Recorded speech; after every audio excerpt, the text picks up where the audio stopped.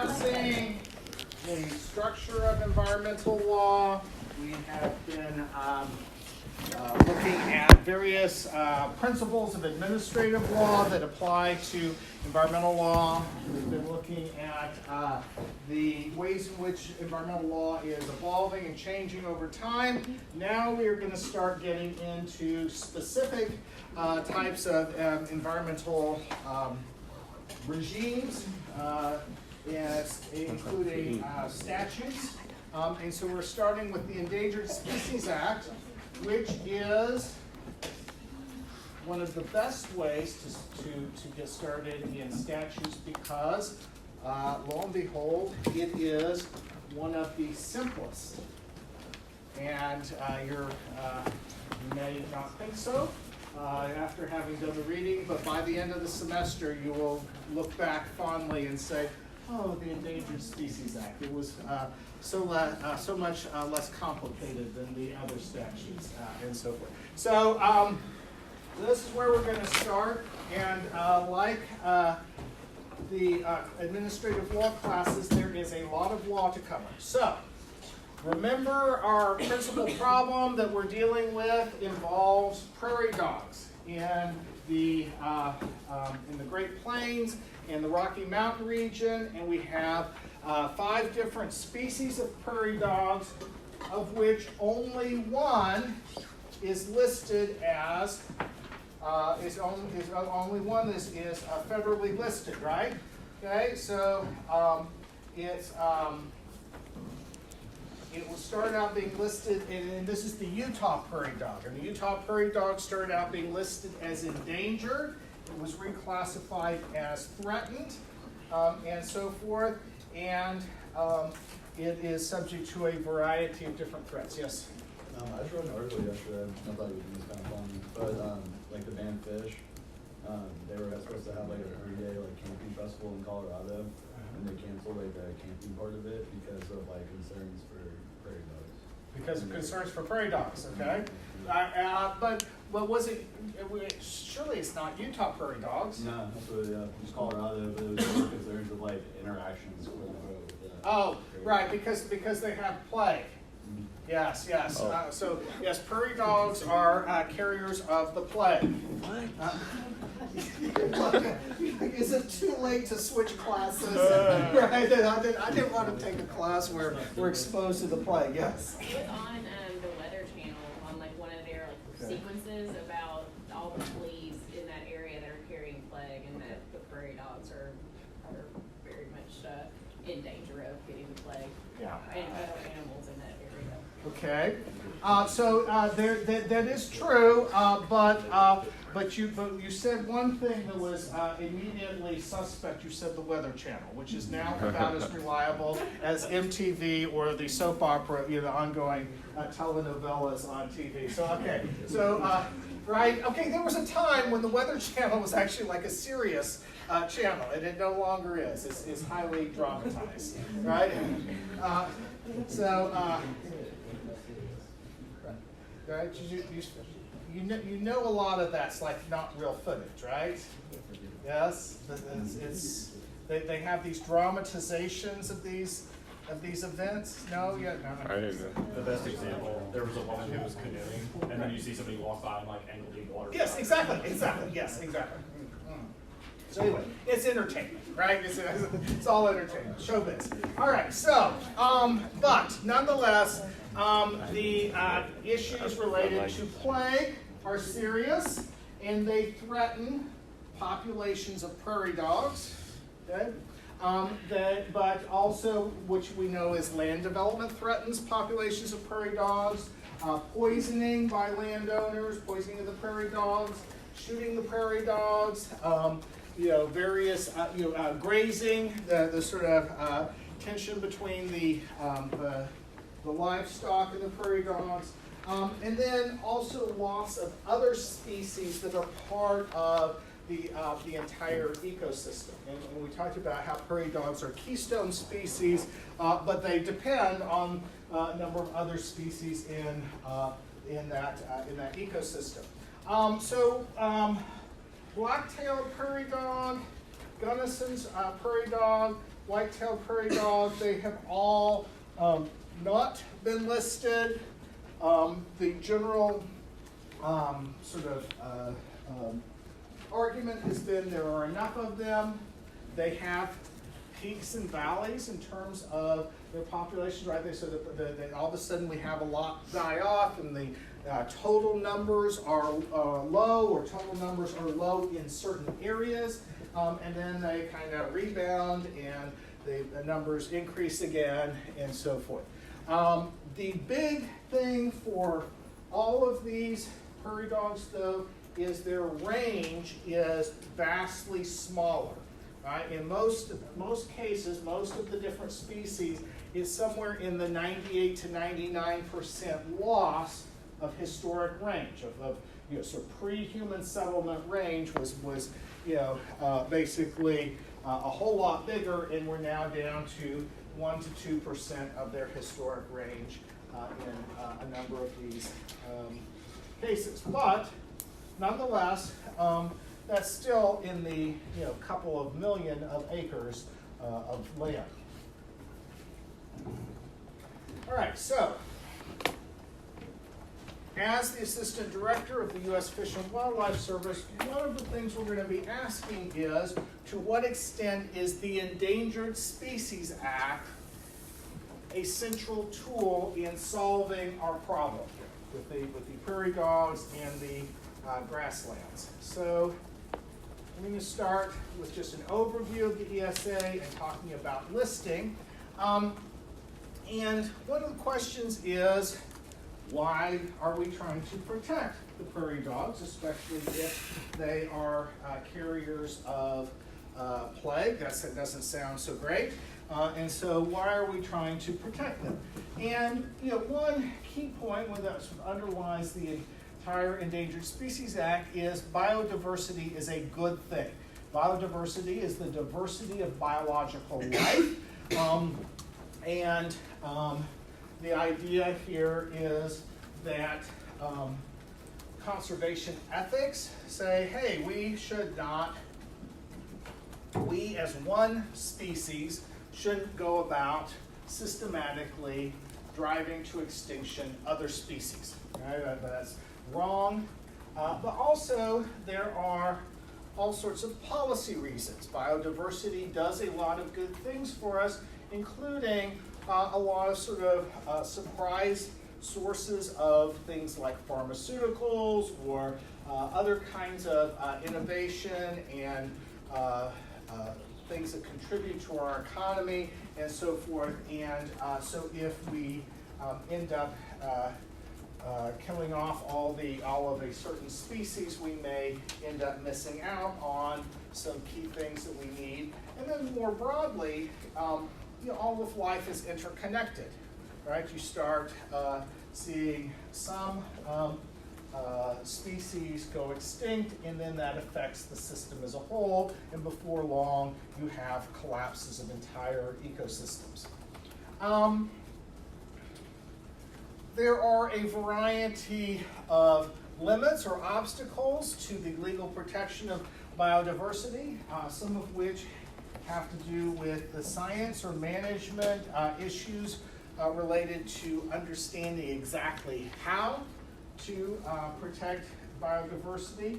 It's one thing to sort of say, well, maybe we should limit some sort of land use and development activities, but exactly which activities need to be limited and where in order to avoid a species going extinct is a very complex and difficult to answer question, and a question that's very difficult to actually apply in a management sense, in a hands-on way.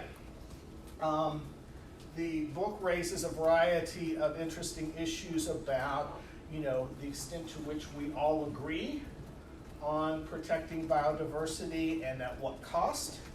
And then it raises issues of politics and the idea that we tend to be keen on protecting some kinds of species, but not others.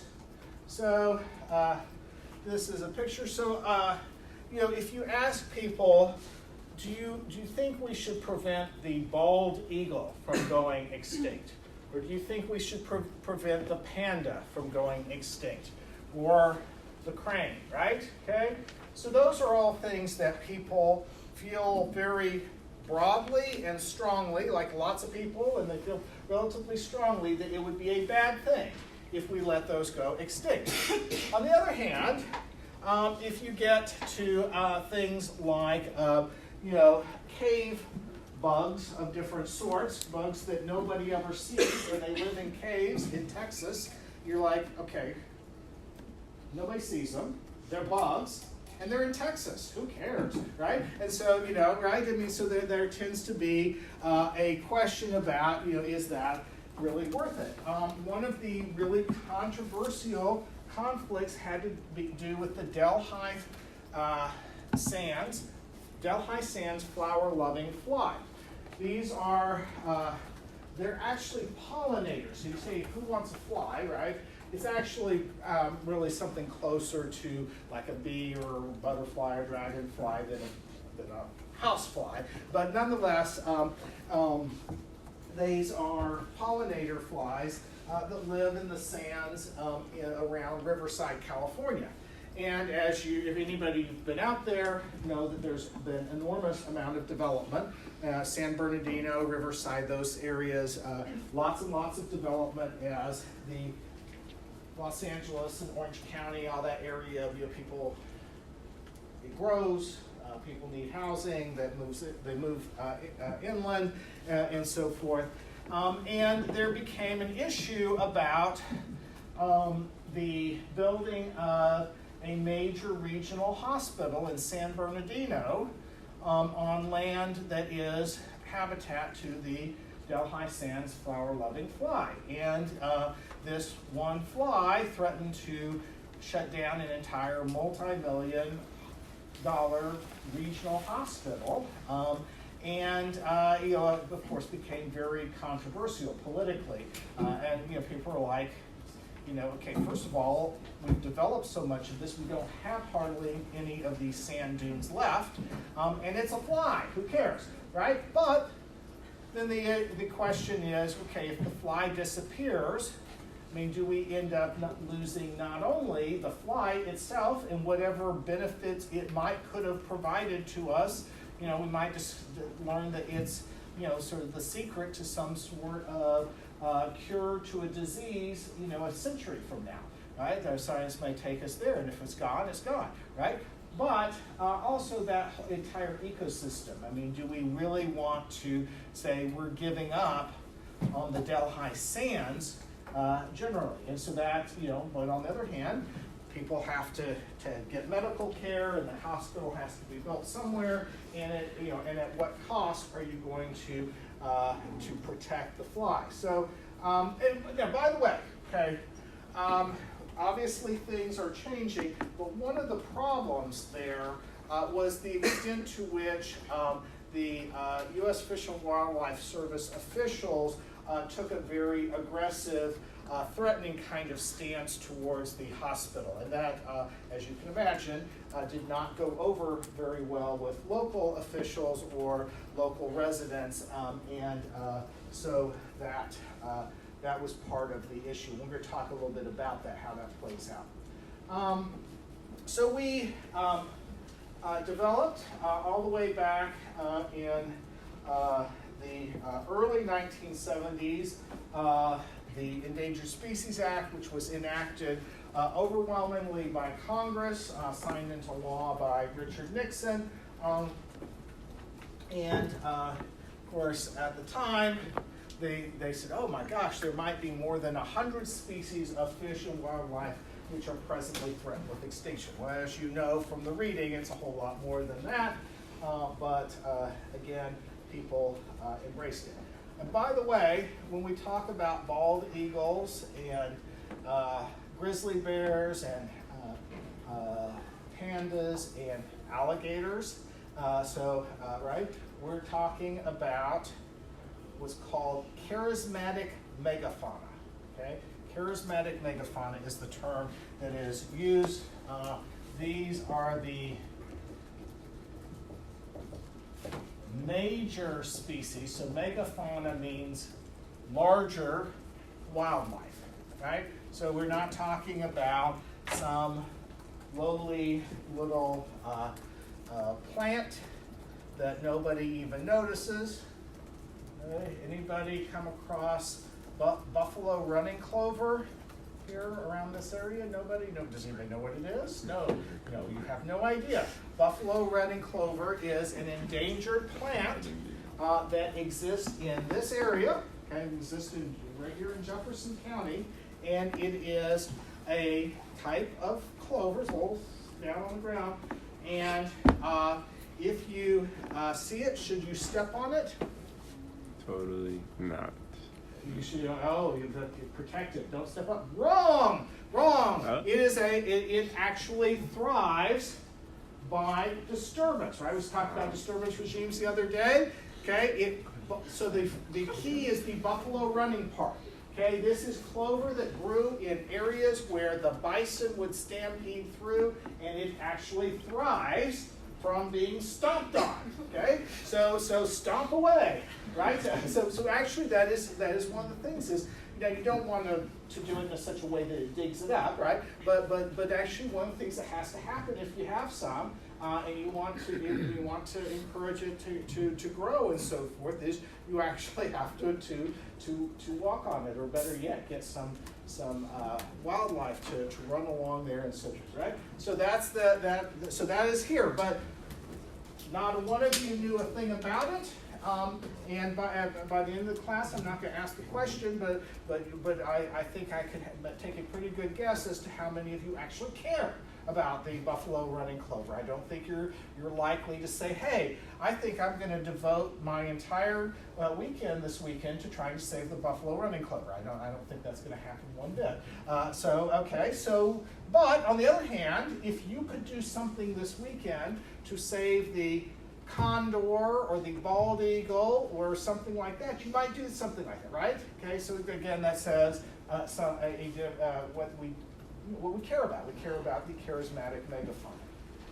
All right, so Congress enacts the Endangered Species Act, and they're pretty blunt all the way back in the early 70s about economic growth and development that is unregulated and untempered, the depletion in the numbers, the danger or threat of extinction, the various values, so note aesthetic, ecological, educational, historic, recreational, and scientific values, and our international commitments.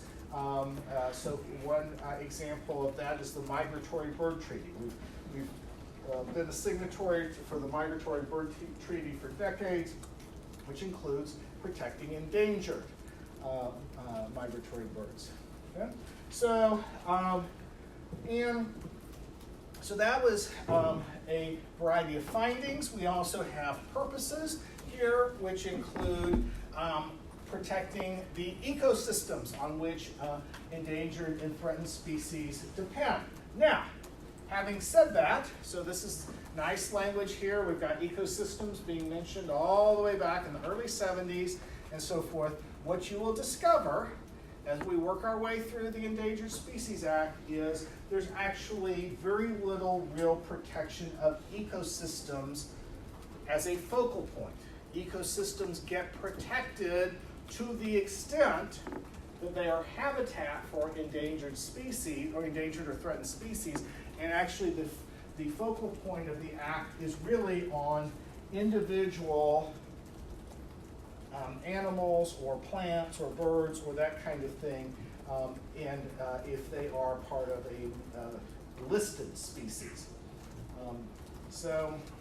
And now there's policy, and then we declare that federal departments and agencies shall seek to conserve endangered species and threatened species and utilize their authorities and to cooperate with state and local agencies to resolve water resource issues. So we're going to talk about that a little bit later, why water resource issues get mentioned, and what's that about, and so forth. Now, all of this language, how legally operational is it? How legally operational is it? Not a bit, not a bit, right? These are findings, these are purposes, these are policies. None of these are actually legal mandates, right? Does everybody see what I'm getting at? Okay, so for the most part, the courts tend to not read any legal duties or legal authority into these provisions. However, these provisions can be useful in interpretation of other parts of the statute to help sort of indicate what Congress intended those other provisions, those legally operational provisions, to actually mean. Okay, so we're going to see that. We'll talk about TVA versus Hill.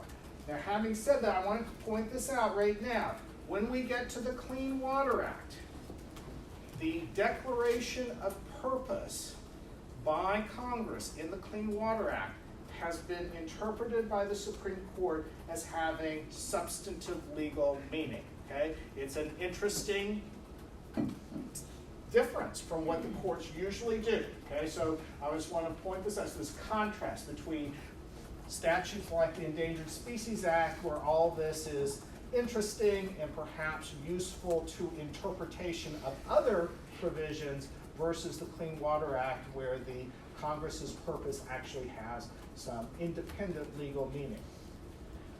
Okay, so we are talking about three different areas of action here. So the Endangered Species Act involves agency designation of things, a list of species, of critical habitat, of recovery plans, blah, blah, blah. Okay, so this is where the agency says, we identify these things as falling under certain protections or certain sort of categories. Then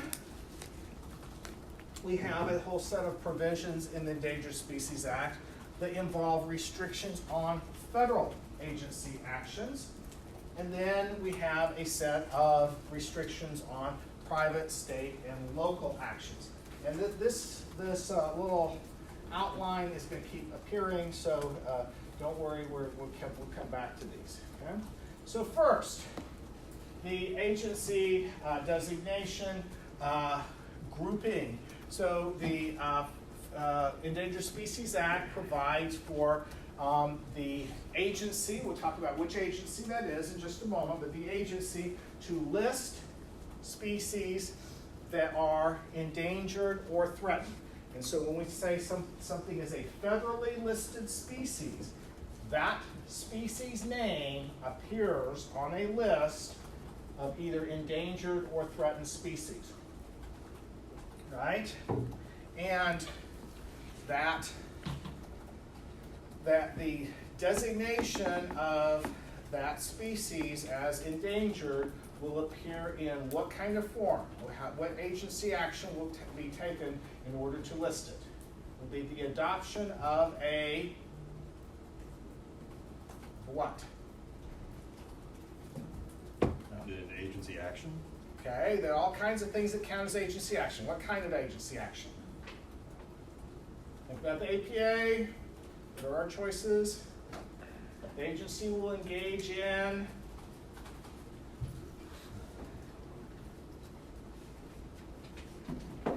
Rulemaking? rulemaking, right? And what kind of rulemaking? Informal? Informal, which means what? It's not done in It's done in the a back room somewhere, some people sitting around smoking and drinking and saying, hey, let's place a bet on this horse in the 5th race, and by the way, let's that kind of informal. not that nefarious. No, not nefarious. It's just, Sounds like fun. yeah. Get in on that rulemaking. It's just not done in front with like a formal tribunal or without Right. like actual process. No, so you were doing great up until that last statement. So Okay. it's not from a tribunal, but it is actually done with process. What kind of process? Notice and comment. Notice and comment, okay? So informal rulemaking is also known as notice and comment rulemaking, okay? So first step to understanding this is listing of the species is the agency adopting a rule using notice and comment rulemaking. Okay, right? So it's not just some scientists get together and say, hey, let's create a list, right? There actually is a process to this. The designation of critical habitat is the next step to occur. So once a species is listed as endangered or threatened, we identify where the habitat is that is critical for the survival of the species. Then the agency is also directed to develop a recovery plan for the species. And the agency can, doesn't have to, but can choose to engage in conservation easements, candidate conservation easements, etc. Okay, this is actually a whole set of things that we're going to talk about, but these are basically agreements with various, whether it's state and local agencies, private landowners, etc., that are all oriented towards conserving the species and its habitat. Okay? So we'll talk about each one. So we start with section 4A of the ESA, that's section 1533 in the U.S. Code, and it says, so by regulation, right, rulemaking, determine whether any species is endangered species or threatened species because of any of the following factors. Okay? Present or threatened destruction, modification, or curtailment of its habitat or range, overutilization for commercial, recreational, scientific, or educational purposes, disease or predation, the inadequacy of the existing regulatory mechanisms, or other natural or man-made factors affecting its continued existence. Okay? So these are the factors that the agency has to apply. If the agency does not apply these factors, what will happen?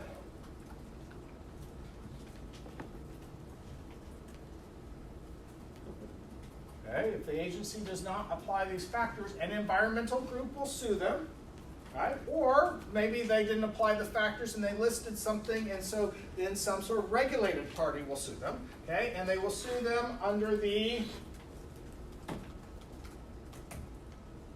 which statute? Administrative Procedure Act. Exactly, that's okay. So Administrative Procedure Act as well as the Endangered Species Act, right? Right, because the ESA provides the substantive law, the APA provides the basis of a claim to bring into court, right? The cause of action, okay? And they are going to claim that the agency did what? Acted arbitrarily and capriciously, abused its discretion, or acted otherwise not in accordance with the law, right? I told you you're gonna love that phrase. By the way, you'll probably hate it, but you will at least know it, right? Okay? And what did we say counts as arbitrary and capricious and abuse of discretion? Failure to consider the relevant factors, right? Boom. The statute gives them here. If the agency doesn't actually consider them, it has failed its duties. It is abused its discretion, has failed a duty that it has in how it makes a listing determination, okay? Now think about how these factors are going to apply to prairie dogs. One of the questions we want to ask is, do we as the agency want to initiate a rulemaking to list as either endangered or threatened one or more of the species of prairie dogs that are currently not listed, right? They've been, in the past, determinations have been made to not list them, but is it, do we need to list them? Black-tailed prairie dog, Gunnison's, and so on and so forth, right? So, right, well, so we want to look at present or threatened destruction, modification, or curtailment of its habitat or range. More development, more activities that are limiting the range of the prairie dogs. Overutilization for commercial, recreational, scientific, or educational purposes. Well, we might try to see if there's any sort of like, I don't know, hunting trips, shooting trips to go, kill the prairie dogs, shoot the prairie dogs for fun and that kind of thing. But for the most part, we probably don't have overutilization. Disease or predation, okay, but we do know that with disease, especially disease, right? We know that the prairie dogs are especially vulnerable to plague, and that it can end up wiping out large numbers of them, entire colonies, etc., right? The inadequacy of existing regulatory mechanisms. What are the state and local governments doing to protect prairie dogs and their habitat? What are federal agencies that are managing federal lands? So we're going to get into that when we get to that, but the National Park Service, the U.S. Forest Service, right, the Bureau of Land Management, what are they doing to protect the prairie dogs? And then finally, other natural or man-made factors affecting its continued existence. So the poisoning, right, the shooting, etc., right? Does everybody see the kinds of things we would be thinking about? But what's the focus? It is on whether the species is going to become endangered or threatened. So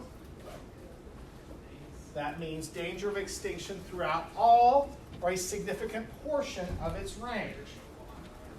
What does that mean? What does it mean? If the prairie dog is threatened with extinction in a small portion of its range, does that count? No, right? Does everybody see? Okay.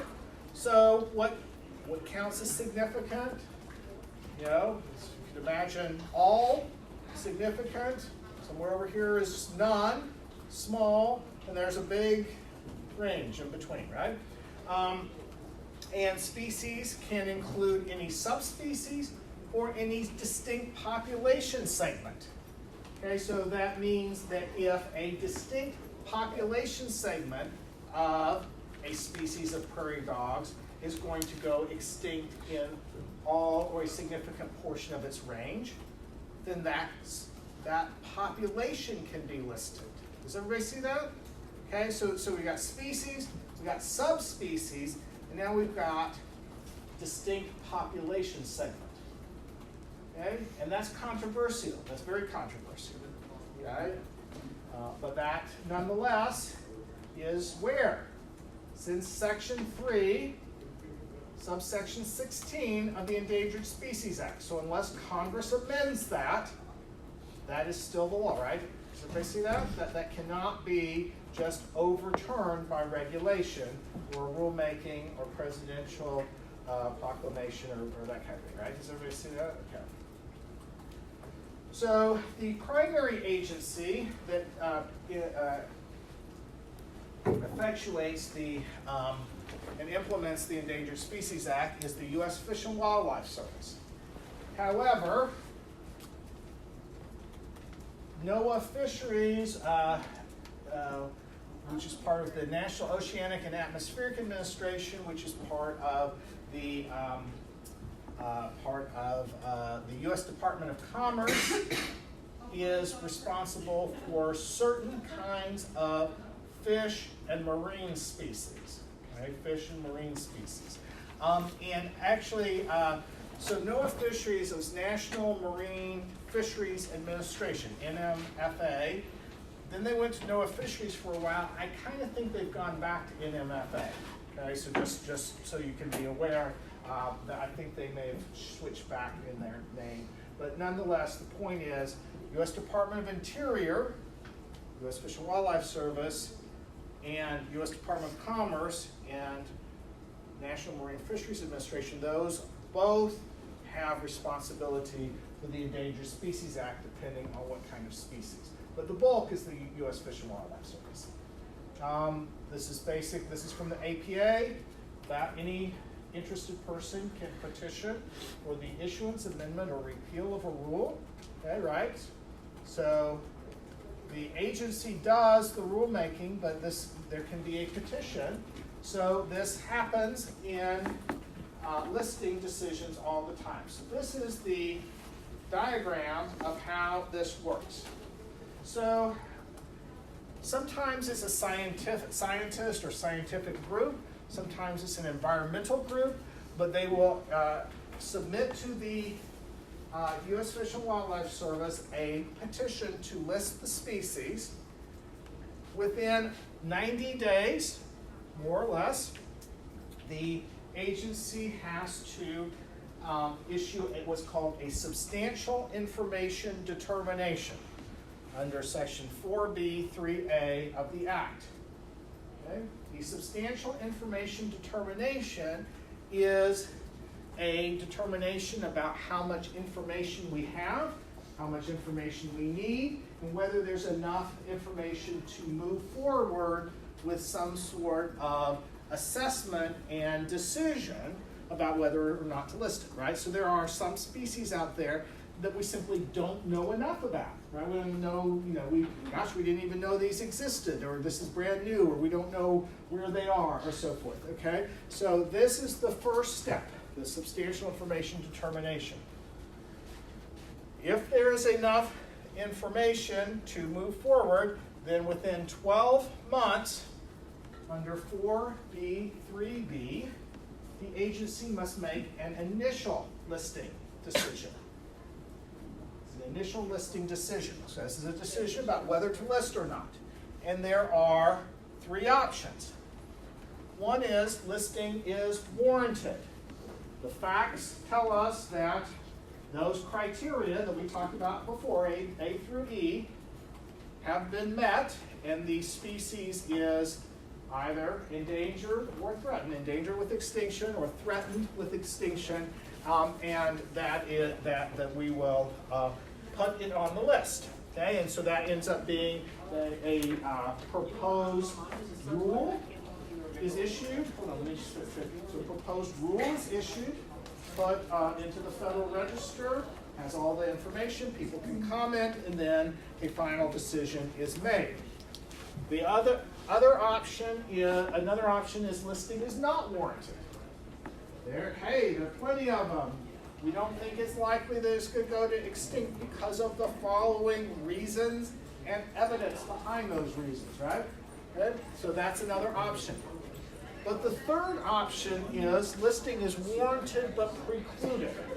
Warranted but precluded means warranted based on the evidence in terms of the species is threatened with extinction, but precluded because we don't have enough resources.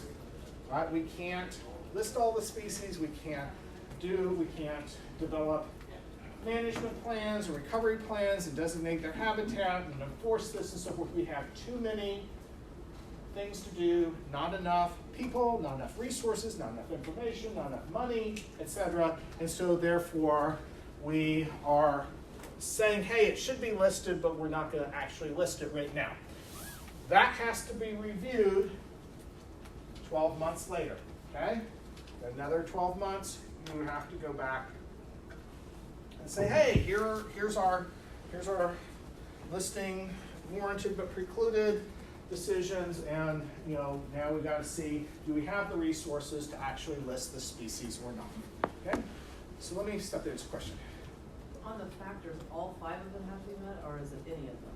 Any of them. I mean, so the agency has to consider each and every factor and look at the whole. So for example, if disease and predation is a significant factor, but by itself is not going to cause the species to go extinct, then that's the listing's not going to be warranted in that case, right? I mean, or it's not going to threaten the species with going extinct. So it's going to reduce the number of species, but they're still going to survive and they're going to be fine. Okay. So, but you might then be looking at several different factors which altogether would threaten the species with extinction. Does that make sense? Yeah. So the ones that get warranted, meet more of the factors. Usually they meet more of the factors, or one of the factors is so substantial, such a large impact. So you could imagine just on development alone, that if 99.9% of all of their current habitat is going to be developed within the next 10 years, that might by itself warrant a listing. Does that make sense? No. Okay. All right. Questions? All right. So now, this all looks very good, right? And it looks very clear-cut. And the agency follows this, and it's law, right? It all comes from the statute. And the agency complies with this what percentage of the time? Almost never. Almost never. Okay? So you're like, Professor Arnold, I still am idealistic, right? I'm still a law virgin, and you're now you're crushing my dreams and aspirations and so forth about environmental law. Okay, but no, that is the reality. That is the reality that the agency is. Despite what the statute says, the agency very often does not comply. Okay? And once they make their proposed rule, right, there's some other options here of the final rule. They get a 6-month extension possibility, or they can withdraw the rule if they've decided it's ill-conceived. When they are considering those 5 factors, they have to make the decision based on the best scientific and commercial data available, and taking into account existing efforts to protect the species and so forth. But that best scientific and commercial data is important because you might recall in Bennett versus Spear, that is the basis for groups that are industry or business groups that are going to be affected by the listing of the species to challenge the listing, because they say, hey, the secretary has to consider the best, not only scientific, but also commercial data. And then the secretary has to designate critical habitat based on, now here we're just taking account scientific data, but also now, not just commercial data, but economic impact. Okay, so take into account economic impact in designating the critical habitat. This is just, you can look at this later, this is just a variety of different kinds, of different categories of species, and this shows that if they're a federal status, listed, proposed, or a candidate meaning that there's been some request to list them, but the decision hasn't been made yet. And then this is possibly extinct, critically imperiled, or imperiled. And interestingly enough, one of the things is freshwater mussels we've talked about that before. They're very imperiled, and they don't get, they get a lot of status, but they get a lot less status than what the actual threat to them is. Meanwhile, mammals get more protection than their actual imperiled status. So that's interesting. This shows how different counties in the U.S. Have different numbers of federally listed species. Okay, so the red is 10 or more, the orange is 5 to 9. Look around here. This is Kentucky over here. This is Tennessee, right? We've got a whole bunch of them, right? Got a whole bunch in Florida and so forth, and then out in the Southwest and California, and Hawaii has a whole lot of endangered species. Yes. Just based on that map, it seemed like a lot of the species are, I mean, like obviously like centered around population areas and stuff. But I'd expect more to be in the Northeast, where there's been, you know, like heavy urban concentration. Have there maybe just been like a bunch of species that flat out got killed off before this was a thing in the Northeast? Or? So possibly, so that they don't list the species because it's already extinct.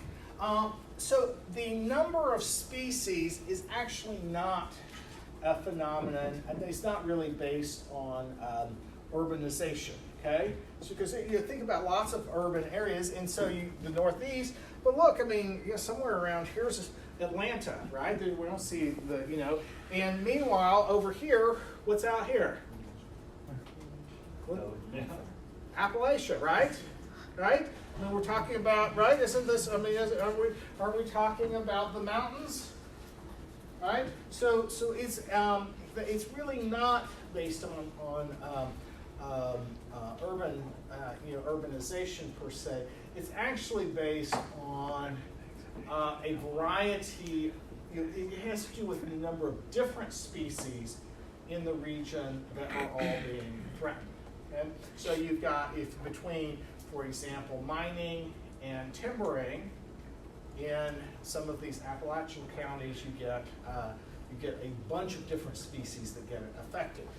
In some of these places that have, so I don't know, Houston's down here somewhere or other, or Dallas, Fort Worth somewhere up here, right? Okay, so in some of those areas where you have a great deal of urbanization, you might have a really huge impact on one or two species, right? But you just don't have multiple species that are all federally protected that in that particular region. Does that make sense? Yeah. Do you think that the size of the counties kind of skews this chart a little bit? I just noticed in Southern California they're just huge Right. blocks, and it makes sense that there would be 10 or more in those areas where there might just be one in a tiny county and Right. somewhere else. Right. So that is probably true here. Although actually the range of most of these species is not in just parts of these counties. Right. There actually it turns out to be that they really do inhabit. All the species inhabit all the counties, but that wouldn't really explain this though. Yeah. These are small counties, right? So, but yeah, that does make a difference. I mean, I was about to say in Florida, other than Miami, which is presumably because of the Everglades, like South Florida, like Orlando, like the lightest blue on that chart. Those are probably the second two biggest. I mean, Jacksonville's got a decent amount, obviously, but Yeah, Jacksonville's up here somewhere. yeah. Yeah. So I mean, a lot of it has to do with of the ecosystems in those particular areas, how many different endangered or threatened species they support. Okay, so let's talk for a bit about one of the cases that is going to be pretty relevant actually to the prairie dogs, which is the Western Watersheds Project versus U.S. Fish and Wildlife Service, which has to do with a proposed listing of the greater sage grouse. Okay, so there it is, your greater sage grouse looking very, it does this, right, where it sort of pumps up to its chest and its feathers all go out and so forth. And, so anyway, so one of the things that appears in the Federal Register is some discussion about sage grouse as a species versus the broader habitat. And so it says sage grouse distribution is associated with sagebrush, although sagebrush is more widely distributed. Moreover, sagebrush does not always provide suitable habitat due to fragmentation and degradation. Very little of the extant sagebrush is undisturbed. So basically, we want, there's more sagebrush than there is sage grouse, but a lot of the sagebrush is fragmented, degraded, and disturbed. And so here's a picture in Colorado of sagebrush area, which provides habitat for sage grouse. There's another picture. Okay, so notice that's a little bit different, right? That kind of landscape is a little different than this. Oops.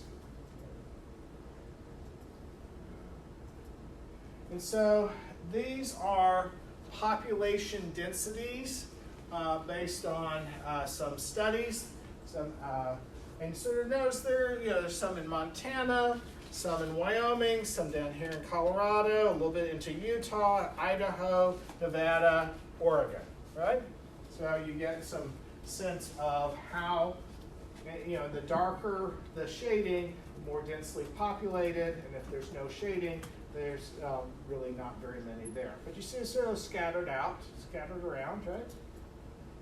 And here is how the U.S. Fish and Wildlife Service views the current range versus the historic range. Okay, so range is not necessarily where they are, but where they could be found based on current conditions and so forth, based on various studies. So this is pretty typical about the shrinking of the range due to a variety of human activities. So, and this is a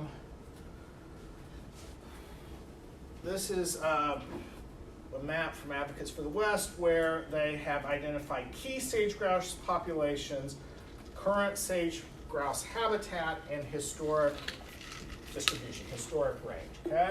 And so basically, you think about this, we've got certain populations are concentrated, then a little bit beyond that is their possible range or possible habitat, and beyond that is where they historically lived and roamed and so forth. So in July of 2002, March of 2003, and December of 2003, there were petitions that were filed with the U.S. Fish and Wildlife Service to list the sage grouse as endangered, okay? And notice that the 90-day finding, the informational determination, was made in April 2004, which is well more than 90 days beyond any of those dates, right? Okay, so so what does that tell us? The agency did not make its 90-day finding within 90 days. And it was really almost 2 years after the first petition. Then in January of 2005, right, 2.5 years after the first petition, they finally make their 12-month finding. Okay, so again, this is how it works. This is what I'm telling you. Okay, that's how it works. They finally make their not warranted finding, and there's a lawsuit, and about almost 3 years later, right, the court overturns the not warranted finding, and they find that the agency has failed to consider the relevant factors and has failed to consider the evidence, or has failed to take account of the evidence. Okay? So then a little more than 2 years after that, so what should happen? Within 12 months, right, the agency should make another determination. It is a little over 2 years later, the agency makes another finding, and this time they say that the listing is warranted but precluded. Okay, well that's very convenient for the agency, right? Because it basically says, yeah. There's the evidence, there's the factors, blah, blah, blah, but we're still not going to do anything because we have lots of things to do. And what exactly is the court going to do about precluded? Do you think that on judicial review, the court will say, no, you have enough resources, you need to go ahead and list this? Think the agency, you think the court's gonna do that? No, no. Why? Okay, do you not think that precluded is committed to the agency's discretion by law, right? Don't you think that it's up to the agency to determine whether they have enough resources or not? Now, it might be one thing if the agency were to say everything's precluded because, we're too busy, sitting around on the beach drinking margaritas, right? There's probably some outer limit to this, but just think about it. We always have more things that we want the federal government to do than we have resources for the federal government to do it with, right? The budgets are never enough, the staff is never enough, right? So no, the court's not going to second guess the precluded part. So this ends up being almost sort of a safe harbor for the agency. But the problem is, with warranted but precluded, the agency has to do what? They have to review it every year, and they have to sort of say, okay, what are our priorities? And they've got to start taking some of those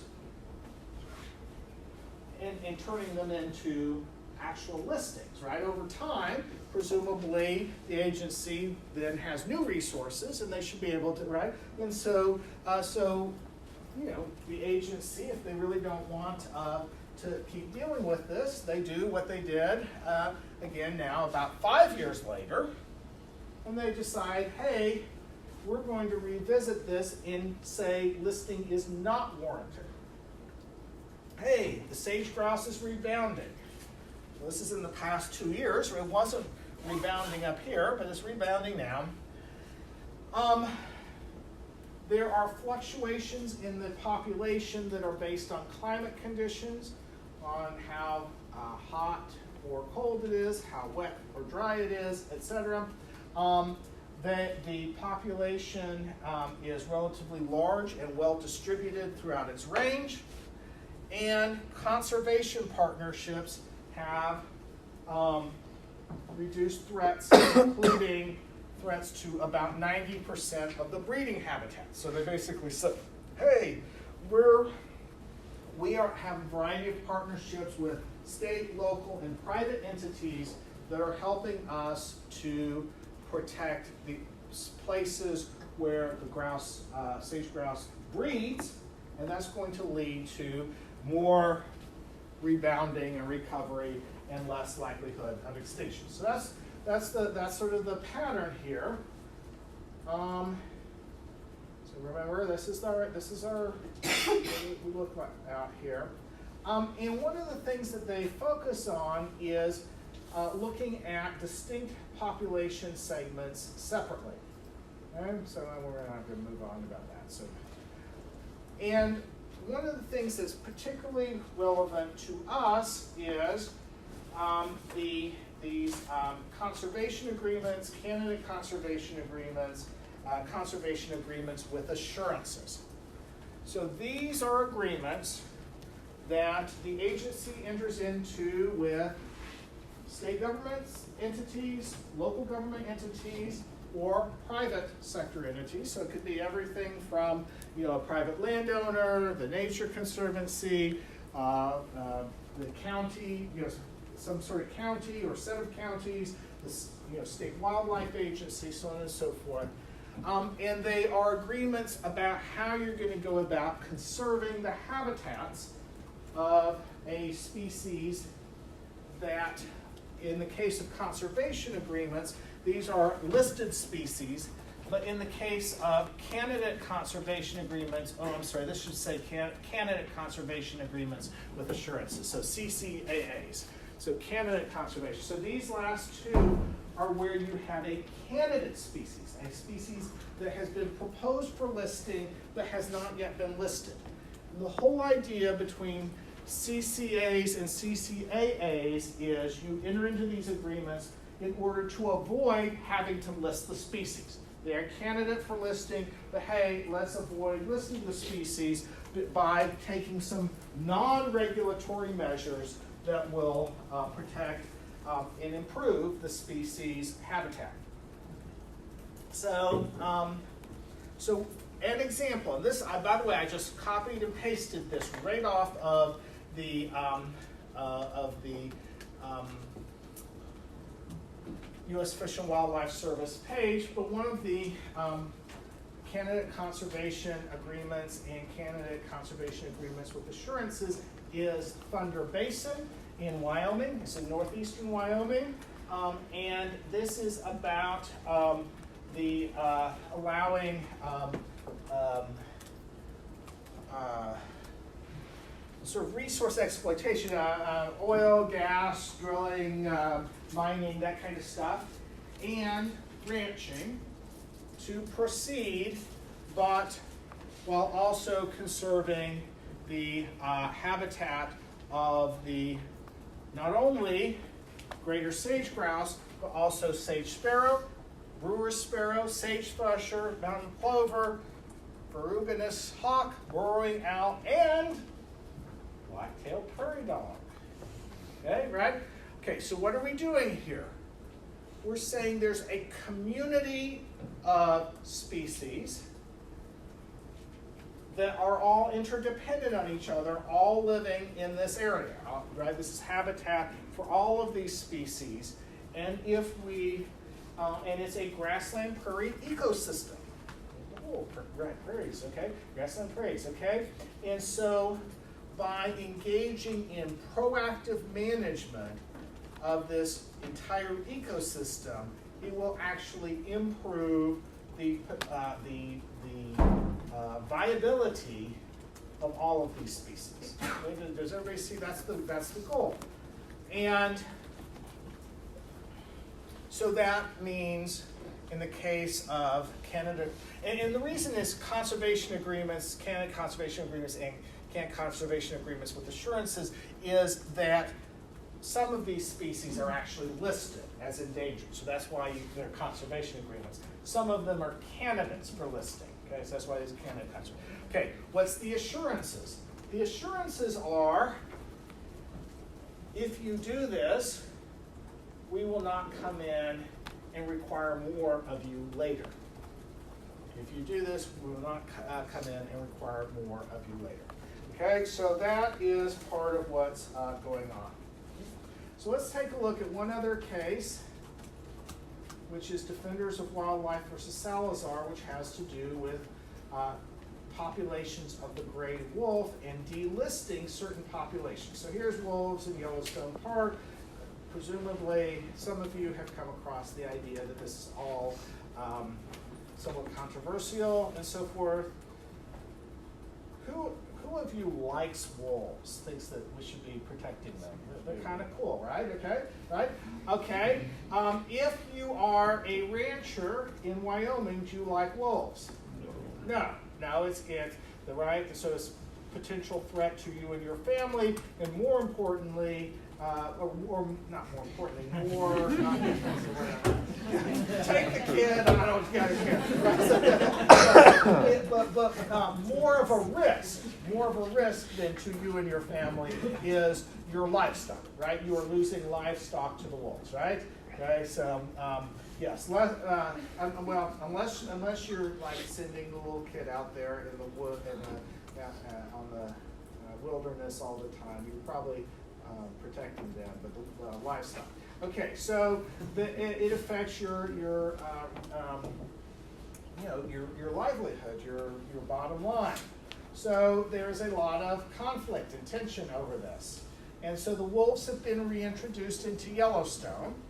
Okay, Yellowstone being a national park, and that has had a variety of highly positive effects on a number of ecosystem conditions, indicators of ecosystem health, right? There's a high correlation between wolf reintroduction and overall ecosystem performance in the Yellowstone National Park area. The problem is the wolves, they don't really sort of pay attention to the park boundaries, right? And so they leave the park and they end up with the rancher's livestock as dinner, and that does not go well. Now there are rules in place that allow certain killing of the wolves under certain circumstances and so forth. But one of the issues had to do with how to develop a set of rules that would manage all this conflict over the wolf. So part of what was happening is some states had rules that allowed interventions with the wolf population under certain circumstances, but were relatively more protective of the wolves, and Wyoming did not. Wyoming was, we don't like this, we're not cooperating, we're not playing ball with the federal government, and so the court has to deal with this. And so basically what goes on is that there is a effort to delist the wolf populations in the states that are being more environmentally responsible and proactive, and leave the listing for the wolf population in Wyoming, right? Okay? So the court says, hey, ESA is designed to prevent the extinction of species, to promote the recovery of species. Both are achieved by the conservation of the species and its habitat. Both are defined with respect to endangered or threatened status of the species, including distinct population segments, and by the way, introduced recovery populations like those in Yellowstone are covered by the Act. Delisting in Montana and Idaho, but not Wyoming, however, is not authorized by by the language of the ESA. And so the theory behind the delisting was Montana and Idaho have adequate regulatory frameworks to protect the wolves, but not Wyoming. And the court says, okay, well, that's an interesting analysis. Let's apply Chevron. And we don't get very far in Chevron because the interpretation that they can do this is contrary to the plain language of the ESA and its congressional intent. Because what's protected? It is a species, right? And that includes distinct population segments, but distinct population segments are based on the activities of in the habits and so forth of the wolves, not the activities and habits of state officials. Okay, so there is no Wyoming population that is different than Montana population or Idaho population. That's not what the statute is regulating. Okay, it's not sort of saying, hey, wolves who happen to live in Wyoming will be protected. Those who live in Montana will not. There's not a taxonomic whatever, basis for that. There's not a biological basis for that, and it is not authorized by the statute's language structure and legislative history. So what happens is that in 2011, the Congress requires the Fish and Wildlife Service to delist the gray wolf in Montana, Idaho, eastern Washington, eastern Oregon, and north central Utah, but not Wyoming, and bars judicial review of the reissued rule. Boom. Okay, can Congress do that? Can Congress do that? The answer is yes. Yes, Congress can do that. Why?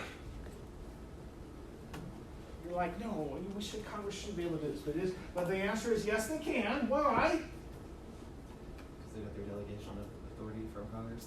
Yes. The Endangered Species Act. Congress tomorrow could repeal the Endangered Species Act altogether, right? And there's not a thing that the courts can do about it, right? I mean, the Endangered Species Act was enacted by Congress, right? The determination that you cannot delist by state was a judicial determination of congressional intent. If Congress says, no, actually we intend, with respect to the gray wolf, that you can delist by state, and not only can you do it, but we're going to mandate you do it, and courts stay out of it, they can do that. Right? They can do that. And so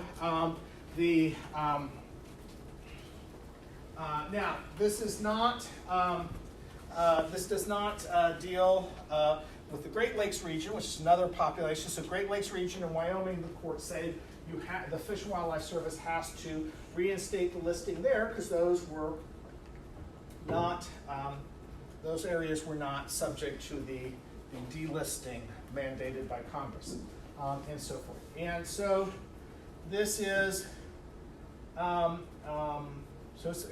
this is what Congress can do. Okay, so this is what happens with the Endangered Species Act to some degree on an ongoing basis. So now what we have is the gray wolf remains endangered throughout the U.S., except for the few places where it really lives. Okay, so in there you can shoot the wolf if you want, right? So that's an interesting phenomenon. Okay.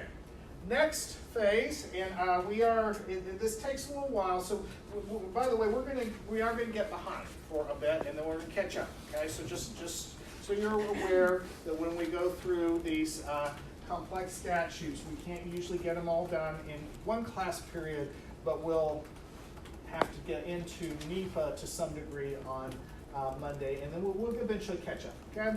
So next is the federal agency actions.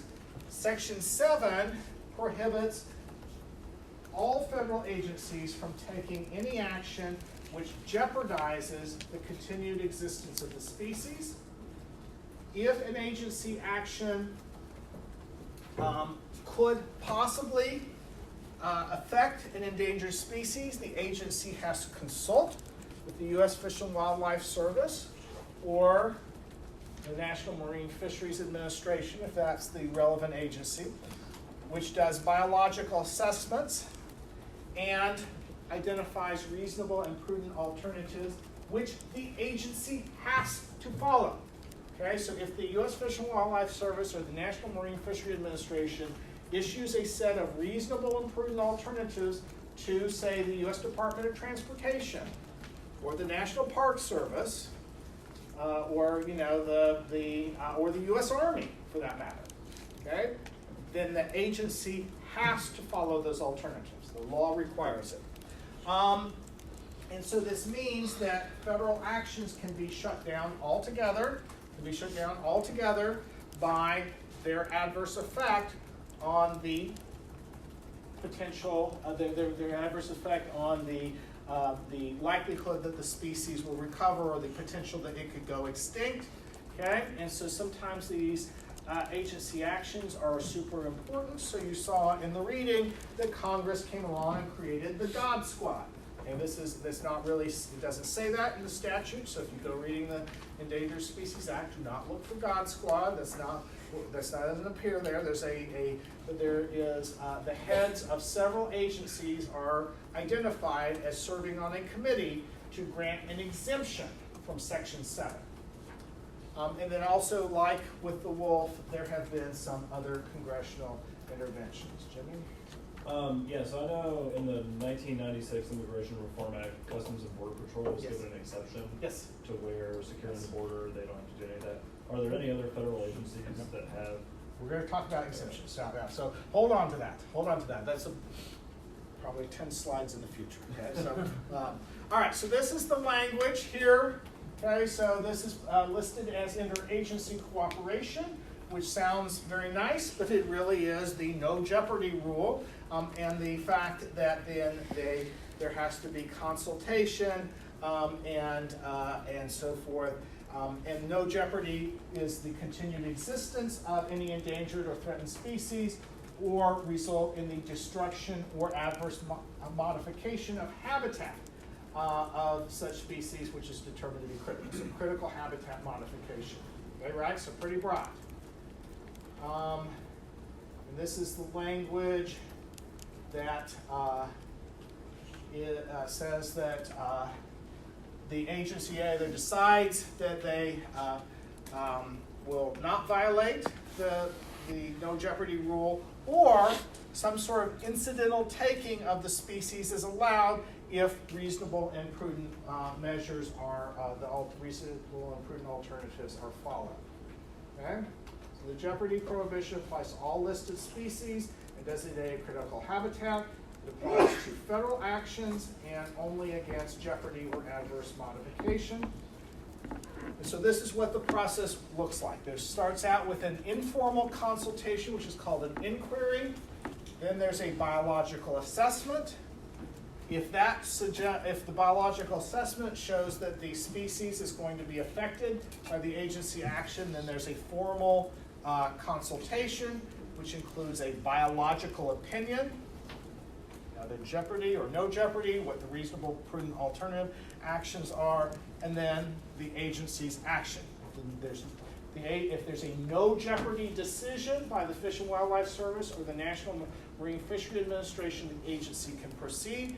If there's a jeopardy determination, the agency, that's the acting agency, like say the Department of Transportation, either has to give up on the action altogether, implement the reasonable and prudent alternatives that are given to them, or seek an exemption from the GOTS Club.